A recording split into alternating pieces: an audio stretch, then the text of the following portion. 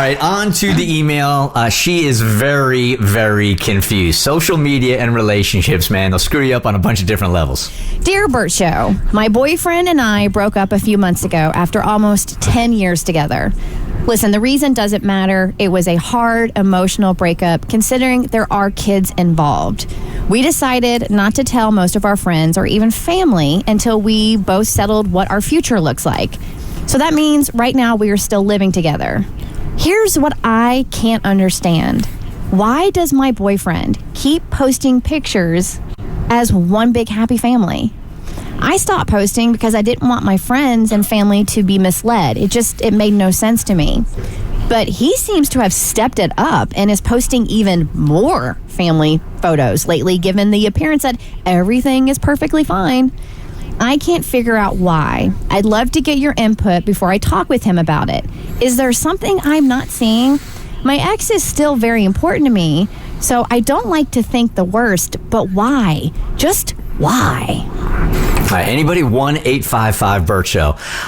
When it comes to social media and relationships, I'm not on real solid footing anyway, but I can't understand what the calculation would be behind it. Like, why add? Because at some point or another, you're going to have to tell the world and tell your family, like, this, we're done.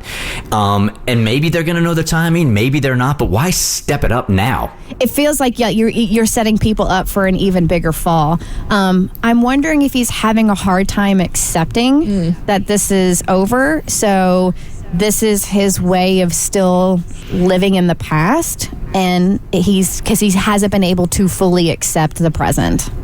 Yeah, people do this a lot with like their wedding photos too. Like once they realize it's, everybody in their life's birthday, they're like, let me post another photo of my wedding. So maybe he's realized, I have all these beautiful photos of our family. I got like maybe 3 more weeks to be able to acceptably post these. Maybe he's just going for it. And also maybe, because we have minimal information here, maybe he's hoping that if I post all of this, she'll realize we're actually supposed to be together.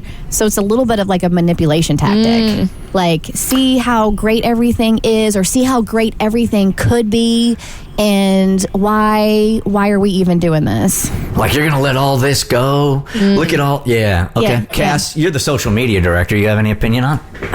I think it sounds like... Also, there's like reputation, right? Like if you've always had the picture perfect family and everything's great and then it's not, like it's an embarrassment to sort of publicly admit that for some people. I just think it's going to make it worse in the long run if those pictures are continued to be posted, and when they do end up moving out, it's going to be weird because everyone's going to be like, well, you were just fine. What happened? And it's going to make it seem more odd. Whereas if it had tapered off quietly, people have been like, I thought I saw the signs coming on social. That makes sense. Well, have you ever noticed that people who are genuinely content in their real life tend to stay off social media the most? I almost feel like it's sort of like he's compensating or wanting to put on a front that even though he's really hurting in his personal life with his family, maybe getting the validation of posting happy family photos is going to somehow even that out. I also think there might be another like sinister plot behind it, and they're trying to make themselves look like the good guy before the news goes public. That's good. So the pictures and what have you get posted, and then when they finally have to go public with it, then the family's already on. He's posting the pictures? Yes, he's posting all the pictures of like, look at us, we're happy, we're doing so good. So if they break up, he can blame her. Yeah. She ends up looking like, the strategy is here, everything was great, I was having the amazing time, or he was having an amazing time, and he puts it on her. That is massive manipulation. That's Machiavellian. That's low. cryptic. And there's no other explanation for it. Because it makes zero sense to me also. Yeah, no, I mean, we just thrown out like about 6 different, conspiracy theories.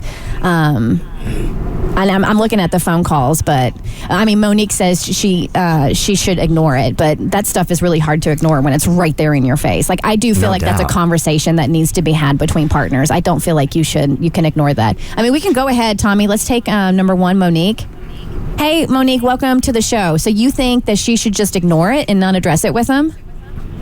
Not ignore it completely, but I got taken to Ohio because he's from Ohio with his family as a family. And when we got there, his mom was like, so you guys still together? I said, not really. And he was like, okay, well, not really is like loosely. And I was like, are you serious? So what I did was just ignore him the whole time. Like, I wasn't really even there. Gotcha. So, and what's his motive for that? Just because he hadn't told the family yet? He's narcissistic. He has not told the family.